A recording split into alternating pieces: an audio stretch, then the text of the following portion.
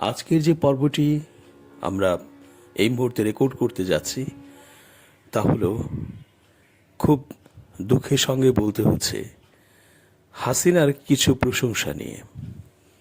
আমরা জানি হাজার হাজার হাজার হাজার কোটি টাকা লোপাট করেছে হাসিনা গং, এবং তারা উন্নয়নের পেছনে এই লুটপাটের ঘটনা ঘটিয়েছে, আর আমাদের দেখিয়েছে উন্নয়নের বাহানা।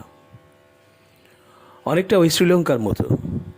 শ্রীলঙ্কায় যখন ঠিক বাংলাদেশের মতো ঘটনা ঘটে, যে সেখানে ঠুনকো উন্নয়ন দেখে জনগণ বিমোহিত হয়ে পড়ছিল, কিন্তু যখন ভেতর থেকে অর্থনৈতিক অবস্থা সে দেশের একেবারে ফাঁপা হয়ে গিয়েছিল, তখন মানুষ ফুঁসে উঠেছিল। দ্রব্যমূল্যের দাম বেশি, বিভিন্ন জায়গায় দুর্নীতি, লুটপাট, পাচার, এবং যে দল ক্ষমতায় ছিল সেই দলের যে শক্তি এত বেড়ে গিয়েছিল, সব কিছু দলীয়করণ করা হয়েছিল। সব মিলিয়ে এক নাভিশ্বাস পরিস্থিতিতে সে দেশের যে হর্তাকর্তা তারা কিন্তু পালিয়েছিল, মার খেয়েছিল এবং রাস্তায় দিগম্বর হয়ে ছোটাছুটি করেছিল, সেটা আপনারা দেখেছেন। ঠিক সেই রকম অবস্থায় কিন্তু বাংলাদেশে হয়েছে। এবং যখন ওই শ্রীলঙ্কার ঘটনাগুলো দেখে বাংলাদেশের মানুষেরা সমালোচনা করছিল সরকারের, যে এই সরকারেরও ঠিক ওই অবস্থাই হবে, কারণ যেভাবে উন্নয়ন করছে, এই উন্নয়ন দেখে হয়তো মনে হচ্ছে যে তারা বাংলাদেশের জন্য ভালো করছে, কিন্তু আদতে তারা এই উন্নয়ন দেখিয়ে এটার একটা বড় দায় বাংলাদেশের কাঁধে রেখে, জনগণের কাঁধে রেখে, তারপর তারা হাজার হাজার হাজার হাজার কোটি টাকা বিদেশে পাচার করছে, সেখানে গাড়ি বাড়ি করেছে, ব্যবসা বাণিজ্য করেছে। এবং আমরা কিন্তু 5 আগস্টের পর সেটা দেখেছি, বিভিন্ন রিপোর্টে কিন্তু সেটা প্রকাশ পেয়েছে, একেবারে কত টাকা তার হিসেব নিকেশ সহ, কতগুলো বাড়ি আছে, কীরকম ব্যবসা বাণিজ্য করছে, সব কিছুর হিসাব কিন্তু আমরা পেয়েছি। এই হিসাবের বাইরেও হয়তো আরও অনেক হিসাব নিশ্চয়ই আছে। এখন কথা হচ্ছে, এই যে হাসিনার সময়ে, অর্থাৎ 1 বছর প্রায় 9 মাস, এই 1 বছর 9 মাসের আগে, অর্থাৎ 5 আগস্টের আগে পর্যন্ত হাসিনা বাংলাদেশটিকে ঠুনকো করে হলেও যে অবস্থায় রেখে গিয়েছিল, বাংলাদেশের সৌন্দর্য, উন্নয়নের যে বিশাল বিশাল সব কিছু প্রকল্প এবং রাস্তাঘাট, তারপর এই যে আইল্যান্ডগুলোতে সবুজায়ন করা, ফুলেল করা, সৌন্দর্য বর্ধন করা, সব মিলিয়ে ঢাকা শহর থেকে শুরু করে পুরো বাংলাদেশে যোগাযোগ ব্যবস্থা এত সুন্দর করেছিল। আর আপনারা জানেন যে ফ্লাইওভার, তারপর এলিভেটেড এক্সপ্রেসওয়ে, উড়াল সেতু, নানা কিছুই কিন্তু সরকার করেছে, মেট্রো রেল, পদ্মা সেতু, আরও অনেক কিছু। আবার কর্ণফুলীতে ওখানে যে ওই যে পানির নিচে দিয়ে ট্যানেল, সব কিছু মিলিয়ে একটা কিন্তু জমজমাট অবস্থা ছিল হাসিনার সময়ে। এবং শুধু তাই নয়, এই যে প্রকল্পগুলো অথবা এই যে উন্নয়নমূলক কাজগুলো, এই কাজগুলো কিন্তু দৃশ্যমান হচ্ছিল।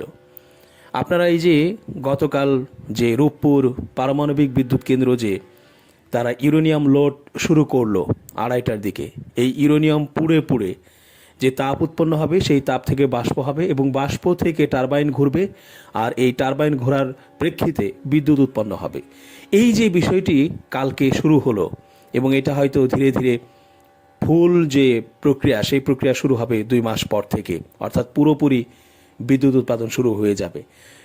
এই যে আপনারা দেখছেন রূপপুর পারমাণবিক বিদ্যুৎ কেন্দ্র, এটা নিয়ে এত কথা, এত কিছু, তো এইগুলোর পেছনে কিন্তু হাসিনার কাজ, হাসিনার হাত রয়েছিল, এবং হাসিনার এখানে উন্নয়নের গাথা কিন্তু এখানে আমরা দেখেছি, উন্নয়নের গল্প গাথা আমরা কিন্তু এখান থেকেই পেয়েছি। এই যে হাসিনা এই কাজগুলো করে গেল, এবং তখন কিন্তু একটা এত মারিং কাটিং, লুটপাট, দুর্নীতি, এত কিছুর মধ্যেও কিন্তু এই প্রকল্পগুলোর যে দেখভাল করা, এই প্রকল্পগুলো খেয়াল রাখা, এবং এই প্রকল্পগুলো যেগুলো হচ্ছিল, যেমন ঢাকা শহরে অনেক বড় বড় এই যে মেট্রো রেলের জন্য যে উড়াল সেতুগুলো হচ্ছিল মেট্রো রেলের, তারপরে সড়ক উড়াল সেতু, এই সবগুলো বিষয় কিন্তু তখন মোটামুটি একটা দেখভালের মধ্যে ছিল। কিন্তু যখন ওনার পতন হয়ে গেল, অর্থাৎ এই পতন হবার পর অন্তর্বর্তী সরকার এলো, তখন আমরা দেখলাম তারপর থেকে, অর্থাৎ অন্তর্বর্তী সরকার ক্ষমতা হাতে নিল, 6 মাস গেল, 7 মাস, এইভাবে সময় পেরিয়ে যাচ্ছে। আর এই যে হাসিনার সময় যে সৌন্দর্যটি ছিল, ঢাকা থেকে বিভিন্ন ডিস্ট্রিক্টে আপনি হাইওয়ে দিয়ে যাচ্ছেন, মনে হবে যে আপনি এত সুন্দর উন্নয়ন, চারপাশে রাস্তাগুলোর এত উন্নয়ন এবং সৌন্দর্য বর্ধন, সব কিছু দেখে কিন্তু আপনার মন মানে হারিয়ে গেছে বিমোহিত হয়ে, যে এত উন্নয়ন ঘটেছে। অনেক সময় ইউরোপ আমেরিকার কোনো দেশের মতো মনে হচ্ছিল যে বাংলাদেশ ওরকম একটি দেশে পরিণত হয়েছে। এখন হয়তো আওয়ামী লীগ যারা করতেন সে সময়, সেই সরকার সবসময় বলতো যে আমরা সিঙ্গাপুর করে ফেলছি। আসলে জিনিসটা হয়তো হাস্যকর ছিল, কিন্তু হাস্যকর হলেও এটা সত্যিই ছিল যে দেখতে অন্য কোনো কান্ট্রির মতো মনে হয়েছিল এই বাংলাদেশকে। এত উন্নয়ন, এত ঝকঝক তকতকে অবস্থা। ঢাকা শহরে এই যে মেট্রো রেল, তারপর এই যে উড়াল সেতু, এই যে এলিভেটেড এক্সপ্রেসওয়ে থেকে শুরু করে নানা যে ব্যাপারগুলো হচ্ছিল, সৌন্দর্য বর্ধন, পরিচ্ছন্নতা নিশ্চিতকরণ, এই যে বিষয়গুলো ছিল, এগুলো দেখে সত্যি আমরা বিমোহিত হতাম এবং মনে হতো বাংলাদেশটিকে একটা অন্য জায়গায় নিয়ে যাচ্ছে। এত উন্নয়ন, এত কিছু। ঢাকা শহরে জ্যাম, তারপর যানজট, এগুলো তো আমরা জানি যে পুরনো সমস্যা, কিন্তু এই সমস্যাগুলো সমাধানে সরকার কিন্তু অনেক চেষ্টা করেছে এবং চেষ্টার ফলে কিন্তু আমরা ফল পেয়েছি। ওই যানজট, জ্যাম, এগুলো কিন্তু কমেছিল, তুলনামূলকভাবে কমেছিল এবং সেটা আমরা ফিল করেছি। এটা কোনো এমন কথা নয় যে হাসিনার লোক হয়ে কথা বলছি, বরং একজন 24-এর বিপ্লবী হিসেবে 71-এর প্রতি শ্রদ্ধা রেখে এবং 90-এর যে গণঅভ্যুত্থান তার প্রতি সম্মান রেখে আমি কিন্তু এই কথাগুলো বলছি। হাসিনাও অনেক ত্রুটি করেছে, হাজার হাজার কোটি টাকা লোপাট করেছে, খুন, হত্যা, রাহাজানি, ছিনতাই, চাঁদাবাজি, তারপর গুম, আয়নাঘর, বিরোধী মত দমন থেকে শুরু করে হেন কোনো কাজ নেই যে হাসিনা করেনি। সত্যি কথা, হাসিনার অপরাধের কোনো শেষ নেই এবং তাকে বেশ কয়েকবার, মানে 1000বার ফাঁসি দিলেও সেই ফাঁসির প্রেক্ষিতে তার যে পাপ, সেই পাপের মোচন ঘটবে না, সেটা আমরা জানি। কিন্তু হাসিনার যে এই যে কাজগুলো সে করে গিয়েছিল, সেই কাজগুলোর যে নার্চারিং করা, অর্থাৎ একটা রেজিম শেষ হয়ে গেল, ঠিক আছে, আমরা মেনে নিলাম তার পাপ আছে, তার স্খলন দরকার ছিল, সেটা হয়েছে, কিন্তু যে বাংলাদেশটিকে সে রেখে গিয়েছে, অন্তত সেটা আমরা জানি যে অনেক ঋণের ভার হয়তো আমাদের কাঁধে রেখে চলে গেছে, সরকার যন্ত্রে রেখে চলে গেছে, মানলাম, কিন্তু এইটাকে মেনটেন করা, অর্থাৎ এই যে রাস্তাঘাট উন্নয়ন, এগুলোর যে মেনটেন্যান্স, এই মেনটেন্যান্সটা কিন্তু হয়নি। তো ন্যূনতম মেনটেন্যান্স করেও যদি এটা সৌন্দর্যটা ঠিক রাখা যেত, তাহলে কিন্তু ভালো লাগতো যে না, হাসিনা যা করার করেছে, এর পরবর্তীতে হয়তো এটার উন্নয়ন ঘটানো যাচ্ছে না, এটার বাকি কাজগুলো করা যাচ্ছে না, কিন্তু অন্তত যেটুকু হয়েছে সেইটুকু সৌন্দর্য, সেইটুকু পরিষ্কার পরিচ্ছন্নতা বা মেনটেন্যান্সটা রাখা যেতে পারত, কিন্তু সরকার সেটা করেনি। অন্তর্বর্তী সরকার শুধু সময় ক্ষেপণ করেছে, মুখের কথা বলেছে, ভাষণ দিয়েছে বিপ্লবী, কিন্তু সত্যিকার অর্থে সে কোনো কাজই করেনি। এবং আপনারা এখন নতুন সরকার পেয়েছেন, এই সরকারও কিন্তু সংসদে বিরোধী পক্ষকে কিভাবে ছোট করা যায়, তিরস্কার করা যায়, এই বিষয়গুলো নিয়ে পড়ে আছেন। কিন্তু উন্নয়নের যে প্রয়োজন আছে বাংলাদেশে, এবং যা উন্নয়ন ঘটেছিল হাসিনার সময়, সেই উন্নয়নগুলো নিয়ে যে এগিয়ে যাবার ব্যাপার আছে, সেই দিকে কিন্তু নজর নেই। ফলে কি হয়েছে, এই পুরো বাংলাদেশটি এখন এমন একটা গার্বেজে পরিণত হয়েছে যে আপনি উন্নয়ন যে প্রকল্পগুলো অথবা উন্নয়নের যে যে স্পর্শগুলো লেগেছে, সেখানে আপনি তাকিয়ে দেখবেন মলিন, আপনি দেখবেন রাস্তাঘাট, এই যে ঢাকা থেকে বিভিন্ন শহরে আপনি যাচ্ছেন, কি সুন্দর ছিল হাসিনার আমলে সেই রাস্তাঘাট, অবাক ব্যাপার। ঢাকা শহরে যে উন্নয়নগুলো আমরা দেখেছি, ঢাকা শহরের রাস্তাঘাট সব কিছুতে আমরা যে উন্নয়ন দেখেছি, সেটা চোখে দেখার মতো ছিল এবং চকচকে তকতকে দারুণ একটা ব্যাপার ছিল। সেই দারুণ ব্যাপারটি একেবারে নষ্ট করে ফেলেছে। অর্থাৎ এটার নার্চারিং তো হয়নি, এটার মেনটেন্যান্স তো হয়নি, বরং দীর্ঘদিন, অর্থাৎ এই যে প্রায় 1 বছর 9 মাসের কাছাকাছি সময় হয়ে গেল, এই সময়টুকুতে কোনো যত্ন নেওয়া হয়নি এবং এই সময়টুকুতে আরও নষ্ট হয়েছে। কারণ বিপ্লবের সময় তো অনেক কিছুতে হয়তো জ্বালাও পোড়াও ভাঙচুর এইগুলো ঘটেছে, ফলে এইগুলো তো সারাই করা হয়নি, উল্টো আরও একেবারে নোংরা হয়েছে সব কিছুই। এখন আমি যখন বাংলাদেশের বিভিন্ন জায়গায় আমার এই প্রফেশনের খাতিরে আমি ঘুরি যাই দেখি, তখন আমার খুব কষ্ট হয় যে হাসিনার আমলে আমি কি দেখলাম, বাংলাদেশটাকে কিভাবে মানে আমাকে অবাক করে দিয়ে আমি দেখলাম যে বছরের পর বছর একটা উন্নতির ধারা দেখছি। অর্থাৎ 1 বছর আগে গিয়েছি তখন একটা অবস্থা, 1 বছর পরে যখন গিয়েছি ওই রাস্তায় তখন দেখেছি কি উন্নয়নের ছোঁয়া লেগেছে, একটা পরিবর্তন কিন্তু পজিটিভ লক্ষ্য করেছি। কিন্তু যখন এই হাসিনা চলে গেল তারপরে যে ঘটনাগুলো আমরা দেখছি এখন, যে সেই যে উন্নয়নের ব্যাপারগুলো ধারাগুলো, সেই ধারাগুলো তো স্তব্ধ হয়েছেই, কিন্তু এটার যে একটা নার্চারিং থাকবে, যত্ন থাকবে, সেবা থাকবে, টেক কেয়ারিং থাকবে, সেটা একদমই নেই। ফলে কি হয়েছে, এখন আপনি গেলে আপনার মনের মধ্যে হাহাকার আসবে যে হাই রে, আমি তো 1 বছর 1.5 বছর আগেও, আমি 1 বছর 9 মাস আগেও আমি দেখেছি এই রাস্তা, এই জায়গা, এই অঞ্চল এত সুন্দর ছিল, এখন এত নোংরা হয়ে গেছে, দেখে মনে হবে অভিভাবক নেই। আমি বিভিন্ন জায়গায় এই 1 বছর প্রায় 9 মাস এর মধ্যে যখন আমি ঘুরেছি, গিয়েছি, দেখেছি, তখন আমি আমার পাশে যেই থেকেছেন সঙ্গী হয়ে, সাথী হয়ে অথবা সহযাত্রী হয়ে, তাকে কিন্তু আমি শেয়ার করেছি, ভাই দেখেন আমরা যে 1.5 বছর আগে 2 বছর আগে এই জায়গা দিয়ে আসলাম গেলাম, তখন কিন্তু দেখলাম একরকম, এখন দেখেন নোংরা হয়ে গেছে, খারাপ হয়ে গেছে, এবং এগুলো দেখার কেউ নেই। অন্তর্বর্তী সরকারে কেউ ছিল না, শুধু একটা মনে হয় যে একটা উপদেষ্টা কমিটি ছিল, তারা শুধু সচিবালয় এই দিকটাতেই ছিল, এবং তারা তো সচিবদেরকেও কন্ট্রোল করতে পারেনি, উল্টো সচিবরাই যা করার করেছেন। কিন্তু আপনারা জানেন যে সচিবরা কখনোই নতুন বন্দোবস্তে আসবে না, তারা পুরনো বন্দোবস্তেই থাকবে, কারণ নয়া বন্দোবস্তে আসতে চাইলে লুটতরাজ, ঘুষ, তারপর হচ্ছে অনৈতিক লেনাদেনা, অর্থ পাচার, বিদেশে বাড়ি গাড়ি করা, এগুলো করা সম্ভব হবে না। আলিশানভাবে চলাফেরা করা, ঢাকা শহরে নিজের বাসা বাড়ি, বাংলো, ফ্ল্যাট ইত্যাদি কিন্তু করা যাবে না।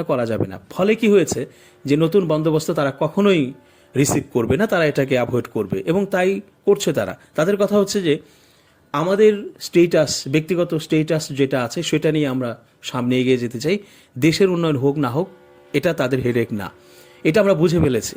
ফলে কি হয়েছে, দেশটা একদম গার্বেজ, নোংরা হয়ে গেছে।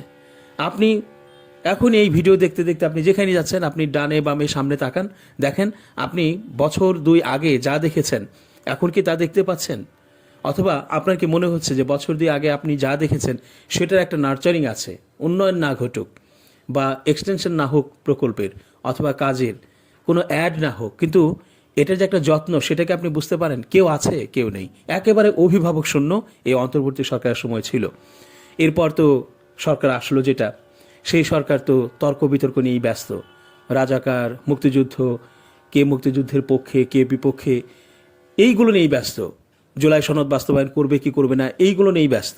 কিন্তু দেশের যে উন্নয়ন দরকার, দেশের যা উন্নয়নগুলো হয়েছে সেগুলোর যে একটা নার্চারিং দরকার, সেগুলোর যে একটা দেখভাল দরকার, সেইগুলোতে তাদের কোনো আর খবর নেই।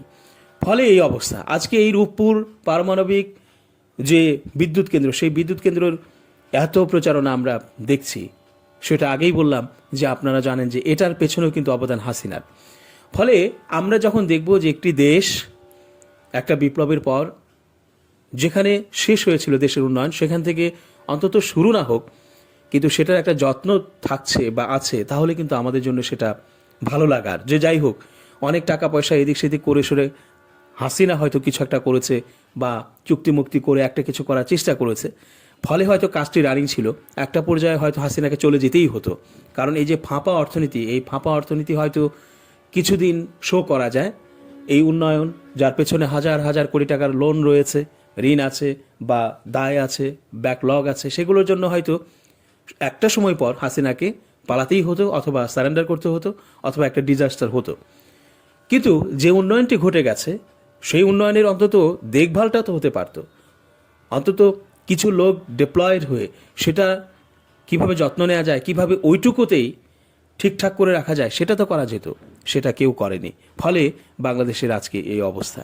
আমরা বলবো যে একটা দেশ, কেউ যদি এখানে 2 বছর আগে এসে থাকে, দেখে থাকে, বিভিন্ন অঞ্চল ঘুরে থাকে, তাহলে এখন যদি ঘুরে দেখে, তাহলে আফসোস করতে করতে তার মানে জীবন শেষ হয়ে যাবে যে একটা সুন্দর দেশ এইরকম হয়ে গেল।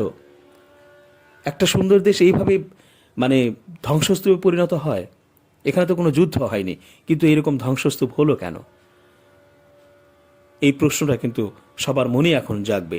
ফলে আমরা যাকে দোষারোপ করে তাড়িয়ে দিয়েছি, এবং তার দোষও আছে, অপরাধও আছে, সেই অপরাধের হয়তো শেষ নেই, কিন্তু আমরা যারা এই সুন্দর দেশটিকে নষ্ট করলাম, সরকারি টাকা খেয়ে বেতন নিলাম, বোনাস নিলাম এবং নানা সুবিধা ভোগ করলাম, অথচ এটার যত্ন নিতে পারলাম না, তাদের দোষ কিন্তু কম না।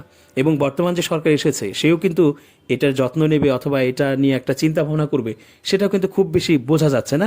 বরং এরা মনে হচ্ছে যে এরা আগে যে কে বসবে ওই আগের রেজিমের মতোই, যে কে বসে আগে নিজের গ্রিবে সব নেবে, নিজের আয়ত্তাধীনে সব নেবে, অর্থকড়ি, টাকা পয়সা, ব্যাংক, মিডিয়া সব কিছু নিজের হাতে নিয়ে লুটেপুটে খাবে। তারপরে যদি মনে করে যে এখন উন্নয়নের কিছুটা করা দরকার, এবং সেটা ওই ফাঁপা উন্নয়নের মতো, যে সামনে দেখা যাবে ক্রিম কিন্তু নিচে আসলে ওই যে মাকাল ফলের মতো, তাহলে তো আমরা আশাহত হই এবং আমরা আসলে কত দূর এগোতে পারবো আমরা নিজেরাও জানি না।